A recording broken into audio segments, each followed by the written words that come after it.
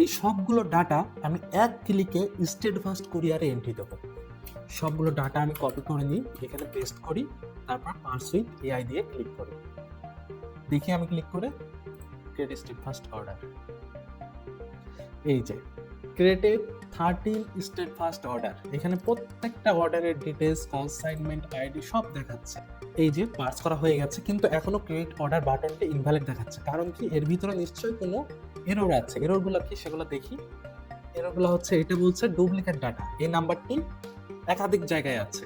আচ্ছা, তাহলে আমি এটা কেটে দিই, এটা দরকার নেই যেহেতু ডবল এন্ট্রি হয়ে গেছে। এবার কি বলছে, এখানে ফোন নাম্বার মিসিং আছে। তো আমি ইচ্ছা করলে এটা কেটে দিতেও পারি, আবার ফোন নাম্বারটা এখানে কারেকশন করেও দিতে পারি। আমি কারেকশন করে দিলাম। আচ্ছা, এবার কি বলছে এটা, যে ফোন নাম্বারও মিসিং আছে, অ্যাড্রেসও মিসিং আছে। তাহলে আমি এটা সোজা কেটে দিই। আচ্ছা, এখনো এখানে এরর দেখাচ্ছে। কারণ কি, কারণ হচ্ছে আমরা তখন এডিট করে এই নাম্বারটা 10 ডিজিটের বসিয়েছিলাম, এই কারণে এখানে এখন এরর দেখাচ্ছে। আরেকটা ডিজিট দিয়ে সেভ চেঞ্জেস করলে এই যে এখন আর কিন্তু কোনো এরর দেখাবে না। এটা ডুপ্লিকেট ডাটা ছিল, এটা কিন্তু আমরা আগে কারেকশন করেছি। এখন টোটাল কয়টা পার্সেল? 13টা পার্সেল, টোটাল সিওডি 4380। এবার শুধুমাত্র আমি একটা ক্লিক করব, এক ক্লিকে সবগুলো ডাটা স্টেটফাস্টে এন্ট্রি হয়ে যাবে। দেখি আমি ক্লিক করে ক্রিয়েট স্টেটফাস্ট অর্ডার। এই যে ক্রিয়েটেড 13 স্টেটফাস্ট অর্ডার, এখানে প্রত্যেকটা অর্ডারের ডিটেলস, কনসাইনমেন্ট আইডি সব দেখাচ্ছে, অর্থাৎ সাকসেসফুলি এন্ট্রি হয়ে গেছে। আমরা দেখি এখানে এই যে খান, শান্তা, শাহনাজ পারভিন, হাকিম, বুলবুল দেওয়ান, এই যে সবগুলো দেখেন, খান, শান্তা, হাকিম, হাসান মিয়া, এই যে বুলবুল দেওয়ান। বুলবুল দেওয়ান কোথায়?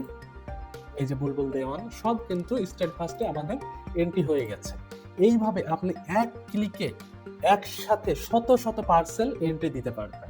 কোনো একটা একটা করে আলাদাভাবে এন্ট্রি দেওয়ার কোনো দরকার নেই। এলোমেলো ডাটা সম্পূর্ণ এআইতে সম্পূর্ণ অটো কারেকশন করে ঠিক করে ফেলবে।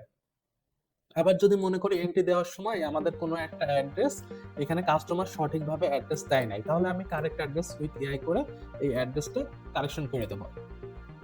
আবার এখানে যদি আমি পূর্বে কোনো অর্ডার কোনো কুরিয়ারে এন্ট্রি করে থাকি সেটাও দেখিয়ে দেবে। যেমন এটা হচ্ছে আগের অর্ডার, স্টেটফাস্টে ট্র্যাকিং সহ অর্ডার আইডি সহ দেখিয়ে দেবে, তারিখ সহ দেখাবে। আচ্ছা, আবার আমি চেক অল রিস্কের মাধ্যমে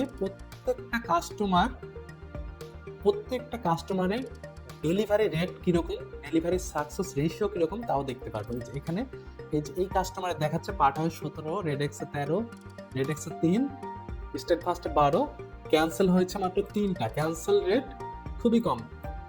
তারপর এই কাস্টমারের 87% সাকসেস রেশিও, এই কাস্টমারের 100%। এই কাস্টমারটি ঝুঁকিপূর্ণ, কারণ এটা হচ্ছে মাত্র 22%। এর ডিটেলস দেখিয়ে না, এই যে 5টা ক্যান্সেল হয়েছে, তখন আমি ইচ্ছা করলে এই এন্ট্রিটা কেটে দিতেও পারি। আবার এখানে দেখেন কাস্টম নোট, প্রত্যেকটা এন্ট্রিতে দেখেন কাস্টম নোট দেওয়া আছে। এখানে আমি যেটা লিখেছি সেটাই কিন্তু দেওয়া আছে। আমি যদি এখানে চেঞ্জ করে দিই, এখানে আমি যেটাই চেঞ্জ করে দেব, যেটাই লিখে দেব সেটাই হবে। এই যে নোটগুলো দিলাম সবগুলোর ক্ষেত্রে একই নোট।